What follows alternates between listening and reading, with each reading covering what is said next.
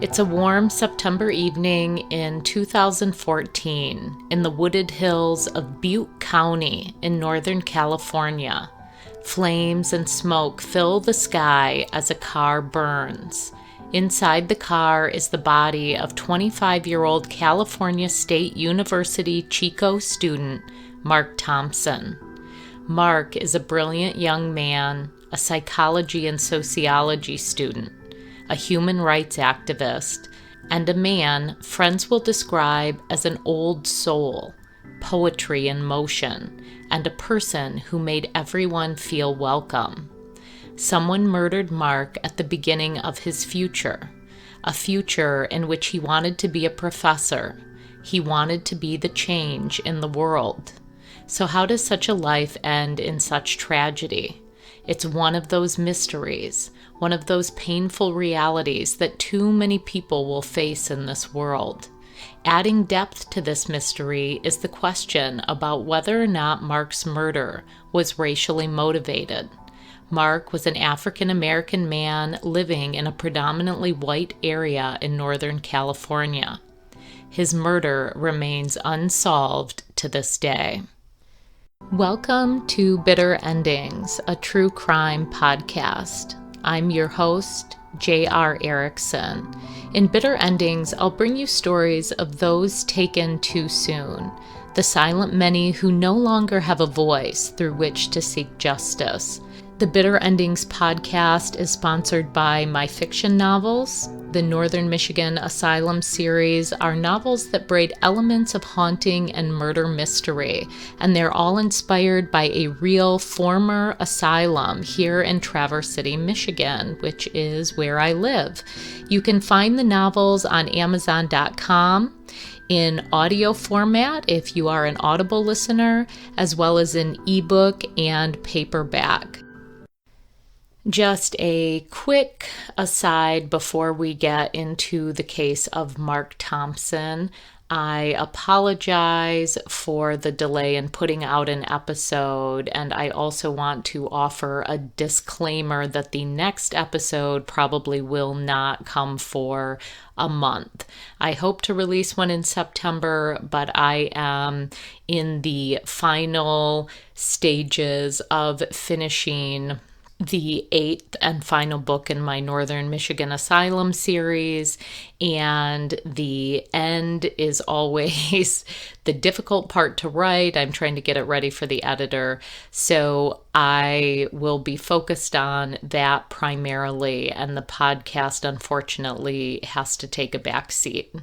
One of the primary sources I used for this podcast was the documentary Obligated to the Truth, the story of murdered student activist Marc Thompson, produced and directed by Trudy Dysenberg. The film took her 2.5 years to make. Dysenberg said she didn't set out to solve the murder of Marc. Instead, she wanted to paint Marc's life as an equal justice advocate and highlight the immeasurable toll his unresolved killing has taken on his friends, peers, and family. She said, quote, "I'm just motivated by us all becoming so numb to these violent, unexplainable deaths that just rain down on us. Each of those stats is a precious life, and they just flutter away. I thought, I don't think it's right.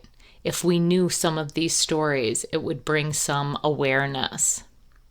So let's do that now. Before we talk about the murder of Marc Thompson, let's talk about the man. Marc Anthony Cyril Thompson was born on March 12, 1989 in Oroville, California, to Lawrence Thompson and LaWanda Taylor. Lawrence and LaWanda waited until his birth to find out the sex of their unborn child. They wanted it to be a surprise, which it was, a very happy one, according to his father, Lawrence, who was excited to have another son. LaWanda and Lawrence already had 2 children, an older son named Lawrence as well, or Lawrence Jr., as well as a daughter. LaWanda said Marc was her third. her last child, and her baby. Both his parents described him as a big baby, weighing 9 or 10 pounds. Due to his large size, he was kept in the hospital for several weeks after his birth. He was also born deaf, which would not be known for some period of time. During childhood, he would undergo several operations in order to regain his hearing. He overcame all of that, LaWanda said, and she believed that the handicap made him appreciate all people, regardless of their circumstances. He was a happy child, and he got along well with his brother and sister. Marc's dad described him as a strong-willed child. He did what he wanted. He was a really good kid. He played football in school as a lineman for the Orville Rhinos. Marc's dad taught his children and their cousins how to play poker, and it was a regular pastime around the house. Marc especially excelled at it as well as enjoyed it. Lawrence, Marc's dad, also said that he was a lover of Jeopardy, and his children were always trying to beat him at Jeopardy. Marc's parents divorced when he was quite young, and Marc ended up dividing his time from kindergarten through 12th grade between Oroville and Leavenworth, as well as spending a year in Mississippi. He did a variety of jobs as he got older, including door-to-door sales and working for a catering service. Eventually, he enrolled in Butte Community College. He got involved in the Black Student Union. The leader of the union, who spoke in the documentary, said that he'd made a decision that he wanted to include all students in the union, not simply African American students. And Marc, who had also gotten involved in the union, really agreed. He also wanted to be inclusive of everyone. So instead of the Black Student Union catering only to Black students, it became more of a multicultural club. Madeline Johnson, one of Marc's college friends, met him at the Cultural Center at Butte Community College. She described a story where she walked in and sat down, and Marc, who she'd never met, immediately came over to her and said hello, and then he asked what her name was and what her story was. She described him as the mama of the group. He always made sure that everyone was acknowledged and that they knew there was a space at the table for them. He made people feel welcome. Other friends talked about Marc's love and passion for cooking. Marc would visit his friends' houses and go right into their pantries and manage to come up with elaborate meals. He was amazing in the kitchen. He loved to cook for people, which was a skill that his brother Lawrence said came from their grandmother. Their grandmother meant to teach one of the girl children in the family, one of the girl cousins, but it was Marc who developed the passion for cooking. His brother Lawrence also described how their grandmother had a secret gumbo recipe, and Marc figured it out and passed the code on to his siblings and cousins. He invented things in the kitchen. His brother said they didn't always have a lot of food growing up, so they had to make do with whatever was around. Marc stepped up and made elaborate meals, including a soup he called hobo stew. Marc was not afraid to be himself. He wore colorful clothes and do-rags, even at school meetings. He challenged the idea that professional people had to dress a certain way. Foxy Brown, one of Marc's other friends from Butte Community College, who he worked on various social projects with, said that you knew when Marc was in the room. He was a force. He had a brilliant mind. He was proactive and unapologetic about sharing his opinions. He wanted people to question their beliefs. He was also extremely welcoming and respectful. He made people feel comfortable and at home. She said Marc was fun to go dancing with. He was graceful. She called him poetry in motion and said that he danced all different styles, including ballroom, which he learned at Butte College. He also learned the Cupid Shuffle, and at one point at the community college, he led a group of students in that dance in the middle of the school courtyard.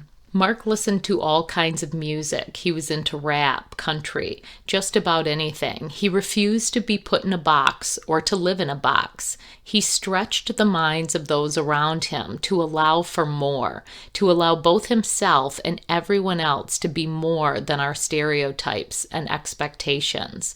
One friend described him as an old soul. He said that Marc encouraged him to be a role model for his children. In 2010, Marc was selected to participate in a documentary called If These Halls Could Talk, directed by diversity expert Laham Wah. Marc was one of 11 students from all over the United States brought to a 4-day retreat to discuss issues of race. The experience profoundly impacted Marc. During the retreat, he spoke about his anger. He said, quote, "I didn't choose black skin, and you didn't choose white skin, but we got it." He said, quote, "I'm going to be mad until standard American English is not the norm. I'm going to be mad until there's a $2,000 bill with a bunch of black people on it. I'm going to sit and I'm going to be mad, but I'm not going to be stupid." Marc was passionate about African American rights, but he was passionate about human rights and about fairness. He wanted people to have a larger perspective, to be able to hear about other people's pain, to be able to hear about injustice and have a conversation about it, not an emotional reaction, not a defensive shutdown reaction. Shortly after the documentary in 2011, Marc transferred to CSU at Chico. He was a volunteer there, a mentor. He was elected commissioner of the Multicultural Affairs Council for the Associated Students. He was also a sociology major, minoring in psychology and gender and sexuality. He was expected to graduate the semester that he died.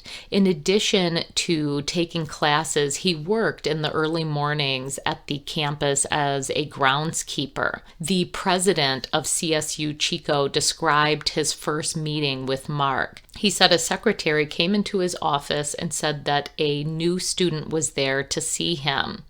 So the president invited him in. When Marc walked into his office, he said, quote, "People tell me I should meet you. Why do you think that's the case?" The president laughed and said, "Well, maybe because they think you can help me and I can help you." The president went on to say that that was his relationship with Marc for the 3 years that he attended school there. It was an intense relationship, but a supportive one. Marc could intimidate folks, but he was also respectful. He wanted to push people. He wanted to push them to think beyond their limiting beliefs.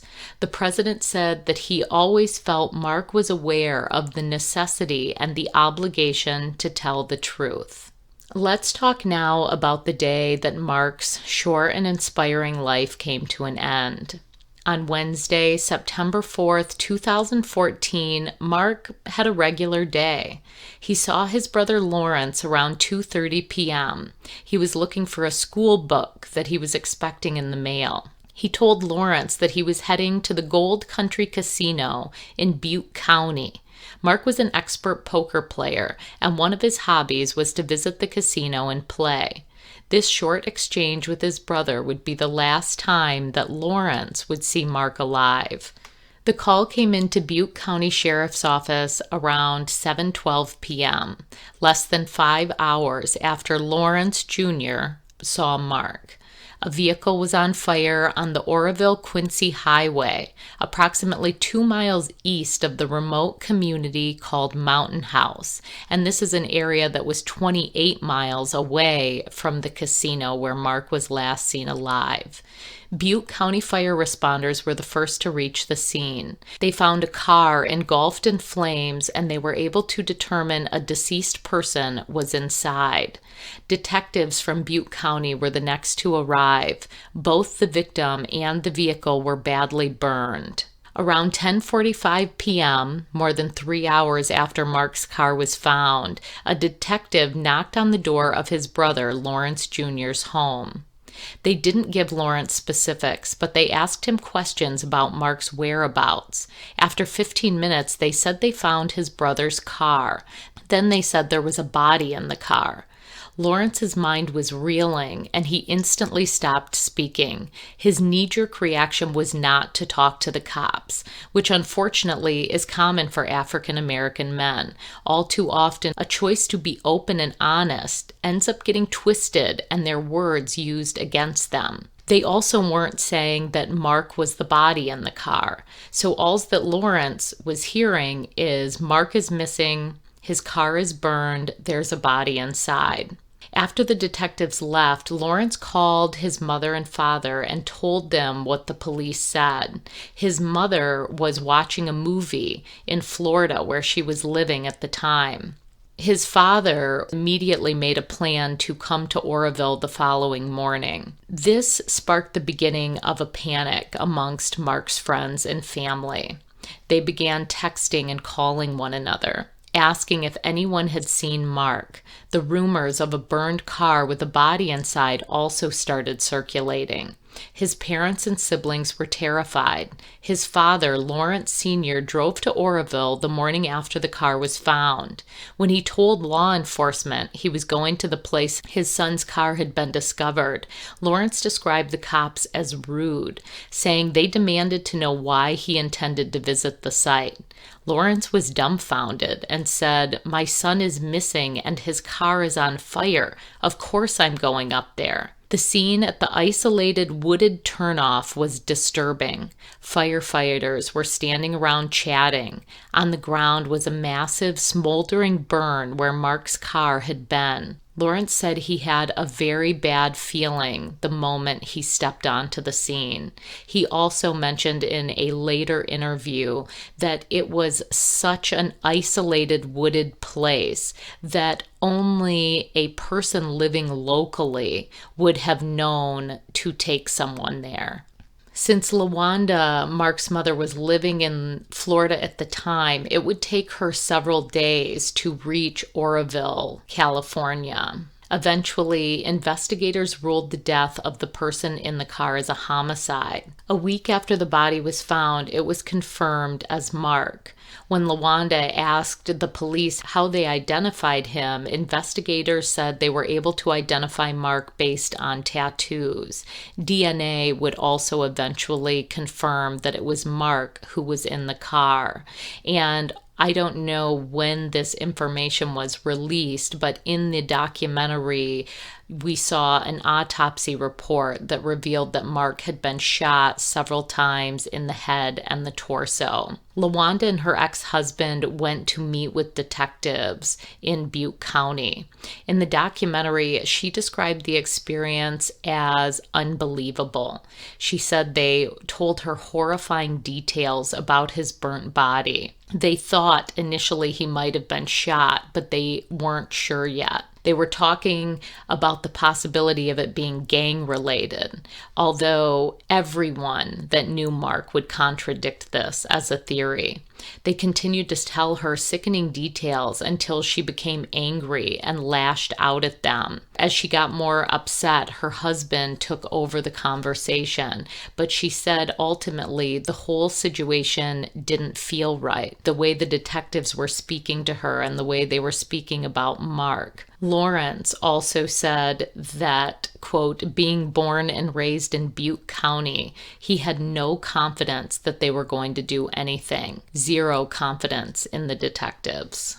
The news of Mark's disappearance and then murder sent ripples of shock through his community. The documentary covering Mark's life interviewed many of his friends and family who offered their reactions to hearing of Mark's disappearance in the burned car. Nearly every one of them said they simply could not believe it. Mark didn't travel in dangerous circles. He was a good, upstanding young man who treated people with kindness. He wasn't violent. He wasn't a drug user. He wasn't involved in gangs. And frankly, it just didn't make sense. Paul Zing, the president emeritus at CSU Chico, said, quote, "I remember I was dumbstruck.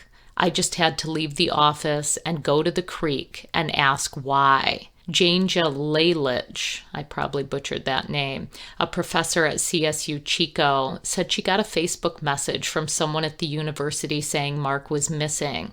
There were a lot of people talking online and texting and trying to track him down. That same night, she heard that a body had been found in the car in the middle of nowhere. She said that everyone was stunned and there was just no information coming from law enforcement about what had happened. Another of Marc's friends, Egypt Howard, said people were calling her and asking her if they'd heard from him or if she knew what had happened. And she said she was immediately scared and frustrated. She said, quote, "He's a black man in America. He knew his rights. He wasn't someone who'd let anyone challenge him. She was worried he was targeted because he was black, and she was left with a lot of wondering." And one of the challenges about Marc's death, which I'll talk about a little bit later, is it happened pretty close to the beginning of the Black Lives Matter movement. The month before Marc's body was found, there was another man in Missouri named Michael Brown who was shot and killed by police, an 18-year-old African-American man. And this was really in sort of the consciousness of people at the time, and especially within Marc's circle of friends, because they were very focused on racial injustices and on social justice in general. In the coming days after it was determined that Marc was in the car, some of the detectives would reach out to Marc's friends.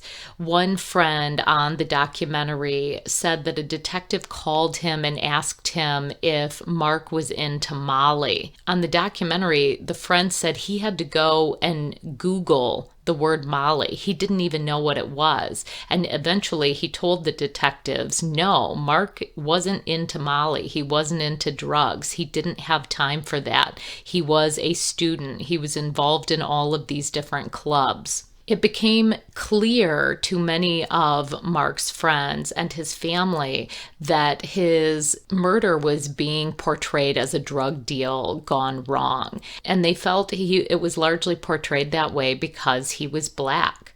They felt that he was being stereotyped, and all of the questions they were being asked seemed to imply that there was some drug connection in his death. All of his friends knew he didn't do drugs and wasn't involved with gangs. He was a genuinely nice guy, a mentor, an advocate, and a student.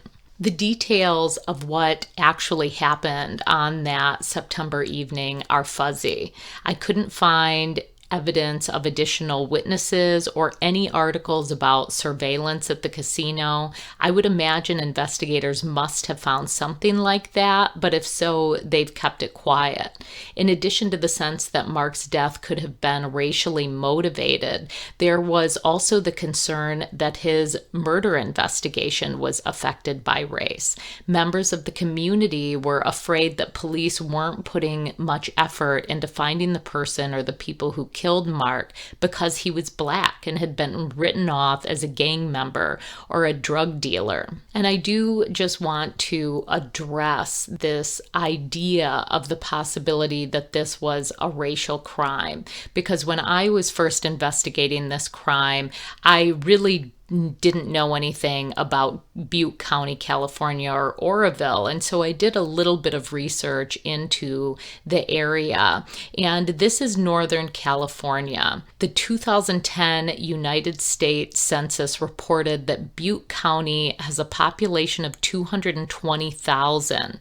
The racial makeup of Butte County is 81.9% white and 1.6% African American.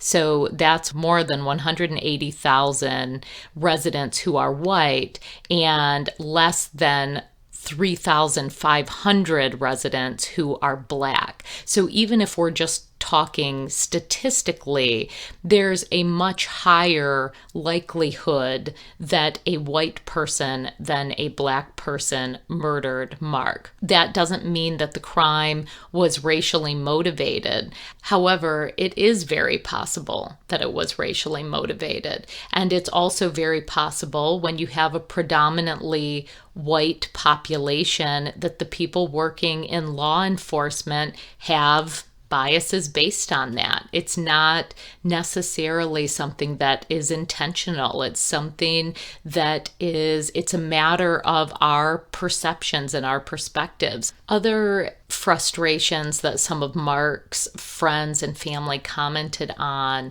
was the fact that when they visited the scene where his car was found, there were abandoned containers that looked like maybe they had been used for gasoline, and they were left at the scene. And so there was, again, a sense that maybe there was not a thorough investigation underway in Marc's murder. After Marc's death, ribbons were hung from the trees in the area where his car had been found.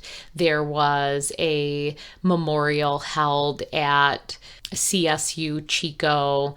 3 months after Marc's death, a news story spoke about a website that the Butte County Sheriff Kurt Honia had set up. And it was a website where people could go online and submit tips anonymously. And there was also a $1,000 reward. And eventually that reward would go up to $5,000. But I believe today in 2020, it is back down at $1,000. As time passed, family, friends, and professors reached out to the sheriff and the police in Butte County for more information, but they received almost nothing. They were often told to call a different agency, and when they would call that agency, they would be told to call the one they had contacted previously. One professor tried to get the student newspaper to do more stories and to bug the police. Marc's death lingered for all of the students. It was such an absolute shock and devastation because he was such an important figure at CSU Chico, and it felt like such an injustice. They also felt as if the police were dragging their feet. The resounding question within Marc's friends and family was, what happened to Marc? And unfortunately, there were no updates. Why did it happen? Who did it?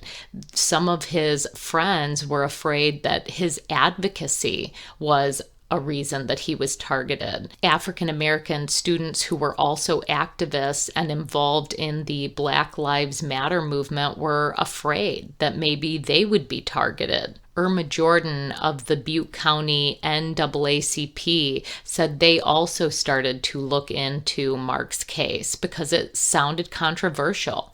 It was clear that Marc was popular, he was well loved, and there were various ideas circulating about what happened with his death, but the only theory that seemed to be coming out of the Butte County Sheriff's Office was that it was a drug deal gone bad, even though, again, there seemed to be no evidence to support this claim. On March 17, 2017, Marc's family were still grieving the death of Marc when they were hit with another blow. His cousin, 25-year-old Desmond Phillips, who suffered from mental illness, was shot and killed by police. That evening, Desmond's father had called 911 and asked for help in calming his son. Chico County Police arrived and fatally shot Desmond in front of his father. Another family member in the documentary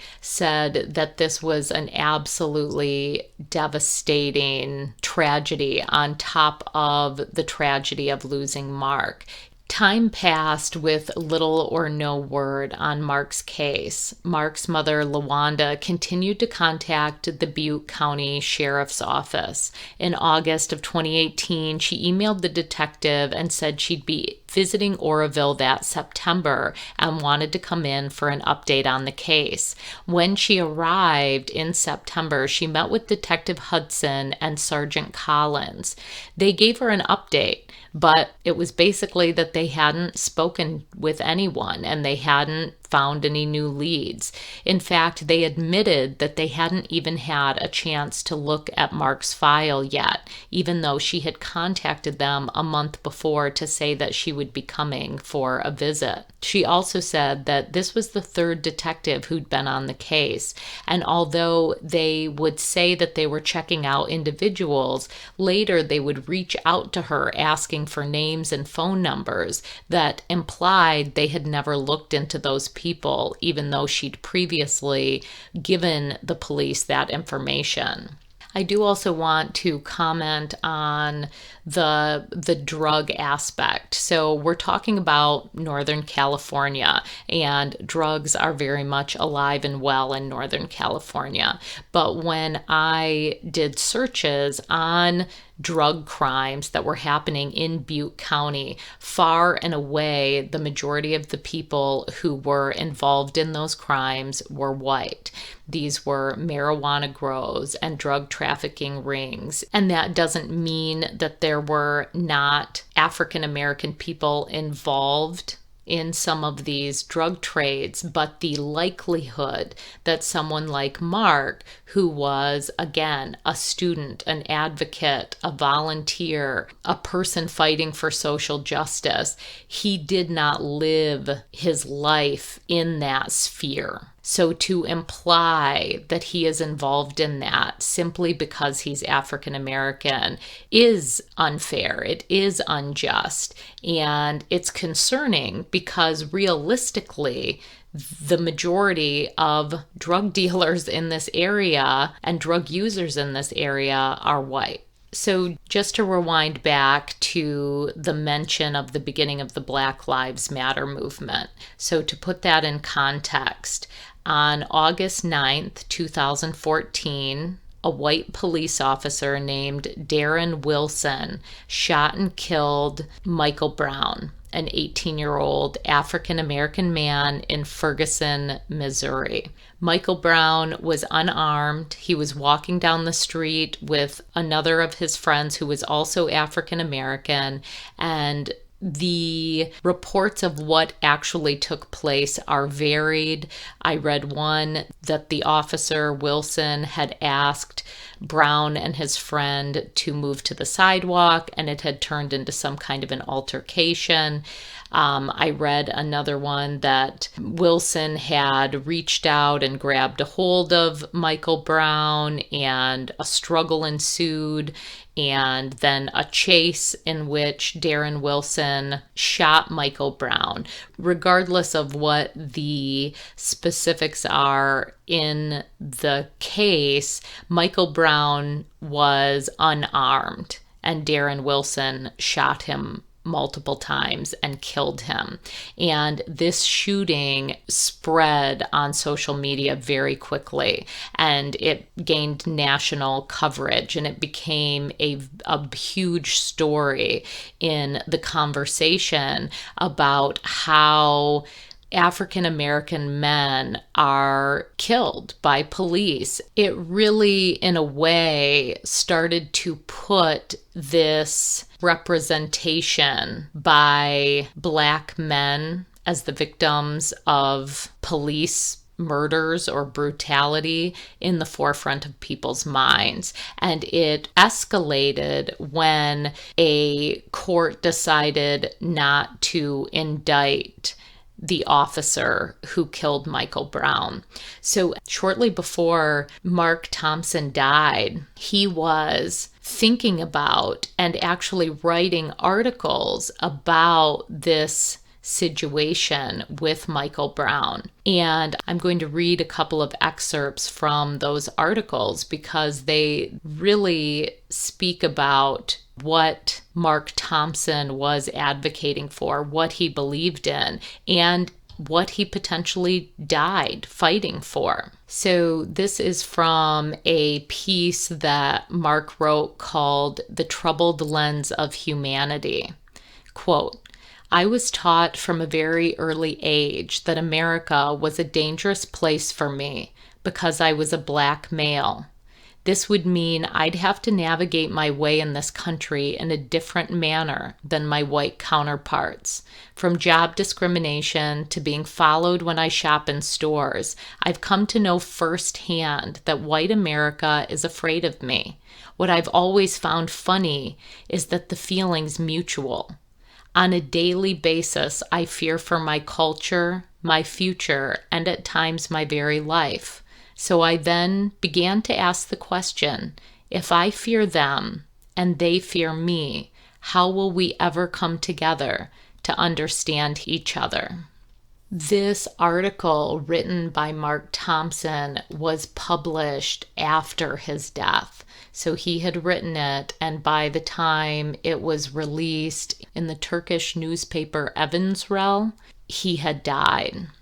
And before I talk a little bit about sort of the theory aspect of Marc Thompson's case, I want to end this section with another quote from an essay that he wrote. Quote, "Death can be a time of sorrow or celebration, anger or happiness, peace or unrest. It is for each of us to decide how we welcome this inevitable phase, both for ourselves and those we love." So let's switch now to what might have happened. And I'm not going to talk extensively about this because it really was quite difficult to find information about the actual murder investigation for Marc Thompson. And I can see why his family and friends are so frustrated, because there is a lack of media attention surrounding his death. There is a lack of transparency surrounding the sheriff's office and releasing if there have been any leads, and maybe there have been, and maybe they're trying to keep that quiet as part of their investigation. But from the outside, we are coming up on 6 years since Marc Thompson was killed, and there seems to be no movement in the case. I mentioned before that one of my major sources for this episode today was the documentary by Trudy Dysenberg, and her theory, which was stated in an article which I will also link to in the show notes, was that Marc was playing poker at the Gold Country Casino and someone took offense to his presence because he was, quote, unapologetically black.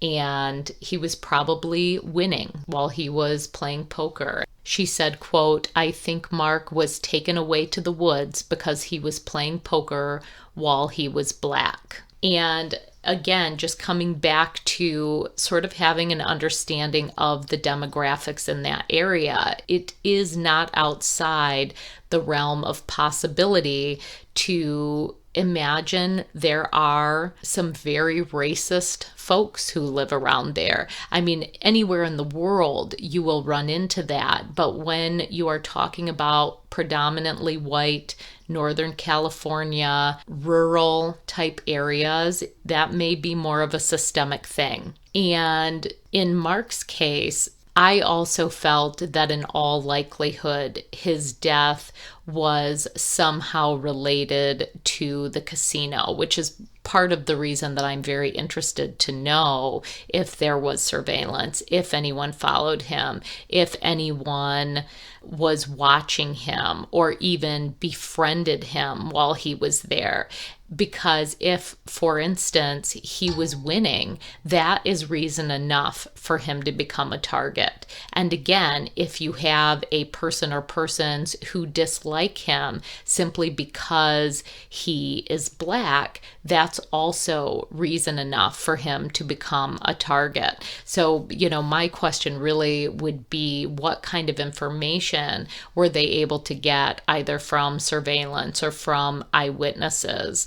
And then I guess the other questions would be whether or not there was anyone living in the vicinity where his car was burned that had previously committed crimes.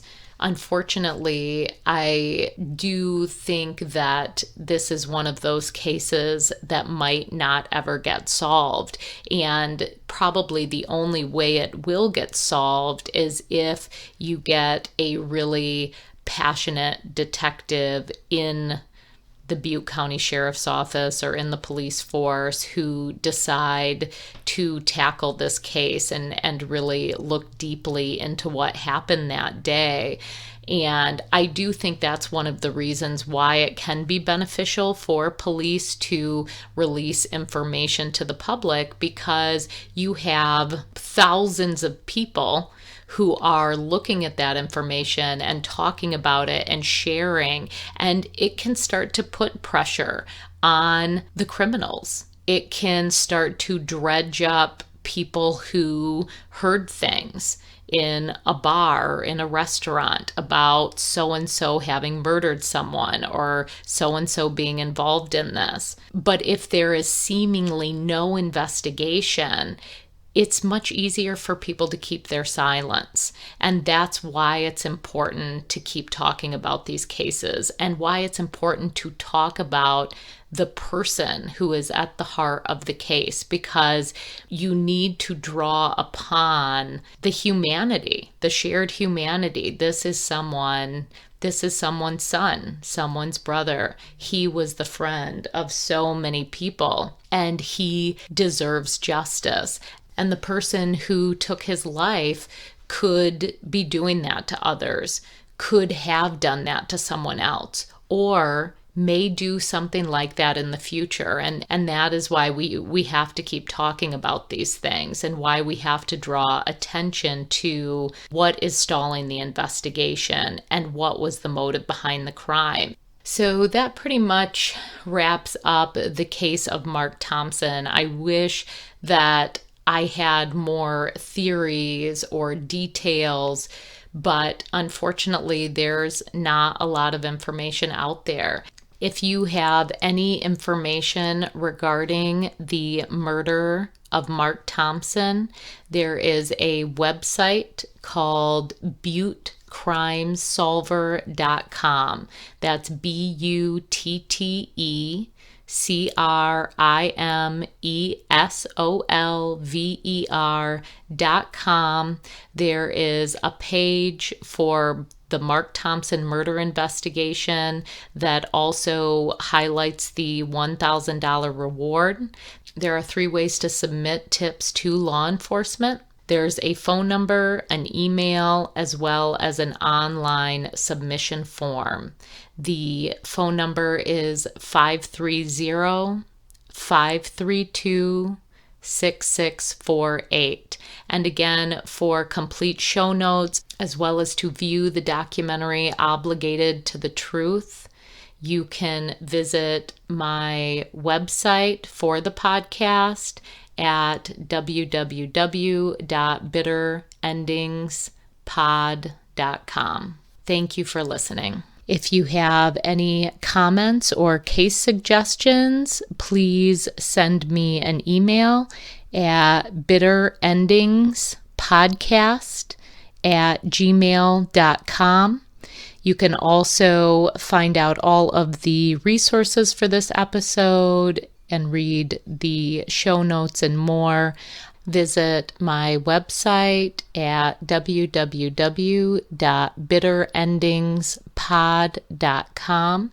You can also find me on Facebook at Bitter Endings Podcast. The Bitter Endings Podcast is sponsored by my fiction novels. The Northern Michigan Asylum series are novels that braid elements of haunting and murder mystery, and they're all inspired by a real former asylum here in Traverse City, Michigan, which is where I live. You can find the novels on Amazon.com in audio format if you are an Audible listener, as well as in ebook and paperback. If you enjoyed today's episode of Bitter Endings and you would like to hear more, please consider subscribing to this podcast and also leaving a review. Thanks so much, and have an amazing and a safe day. I just want to take a quick minute to also acknowledge the music played in the Bitter Endings podcast. This song is called Disease Tree by Noya Sakamata.